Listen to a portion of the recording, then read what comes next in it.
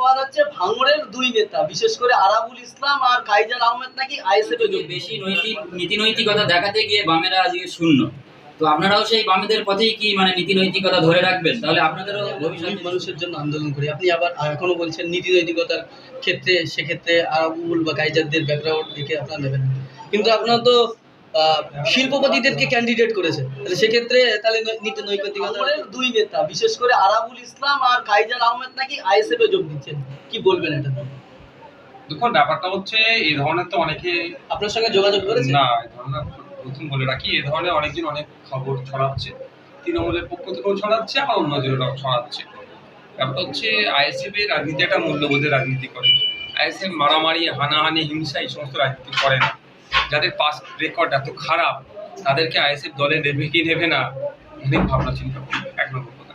দ্বিতীয় কথা, আমাদের আপনি যে প্রস্তাবের কথা বললেন, এই ধরনের কোনো প্রস্তাব এখন এসে পৌঁছায়নি। প্রস্তাব এসে পৌঁছায় রাজ্য কমিটি নিশ্চিতভাবে আলোচনা করবে, তারপর আমরা ডিসিশন দেবো। তবে আবারও বলছি, আইএসএফ একটা মূল্যবোধের রাজনীতি করে, আদর্শ নিয়ে এগিয়ে যায়।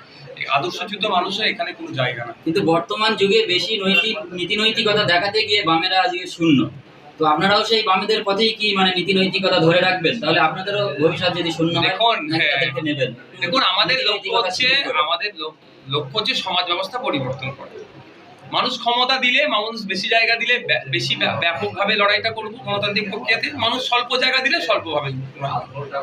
ক্ষমতার শীর্ষে থাকার জন্য অবাঞ্ছিত কিছু এলিমেন্টকে নিয়ে নেব, সেটা হতে পারে না। যেমন সাথে সাথে এটাও বলছি, বামেরা শূন্য কি 100 সে বিষয় বিতর্কে আমি যাব না।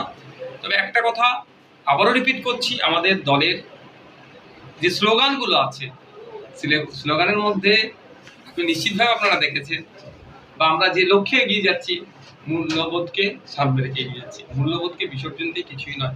যদি বিসর্জন দিই, সাময়িক সময়ের জন্য হয়তো ভালো ফল পাবো, দীর্ঘমেয়াদী বা সুদূরপ্রসারী কিছু হবে না। আমরা চাই সুদূরপ্রসারী এবং সমাজ ব্যবস্থা পরিবর্তন। আপনারা সবসময় বলেন যে আমরা গরিব মানুষের জন্য আন্দোলন করি। আপনি আবার এখনো বলছেন নীতি নৈতিকতার ক্ষেত্রে, সেক্ষেত্রে আরাবুল বা কাইজারদের ব্যাকগ্রাউন্ড দেখে আপনারা নেবেন, কিন্তু আপনারা তো শিল্পপতিদেরকে ক্যান্ডিডেট করেছে, তাহলে সেক্ষেত্রে তাহলে নীতি নৈতিকতার তো প্রশ্ন আসবে।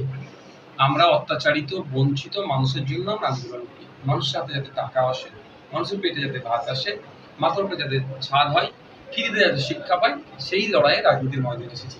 শিল্পপতি মানেই যে জোর চুরি করবে, শিল্পপতি মানেই যে অত্যাচারী হবে, এগুলো কোনো ব্যাপার নয়।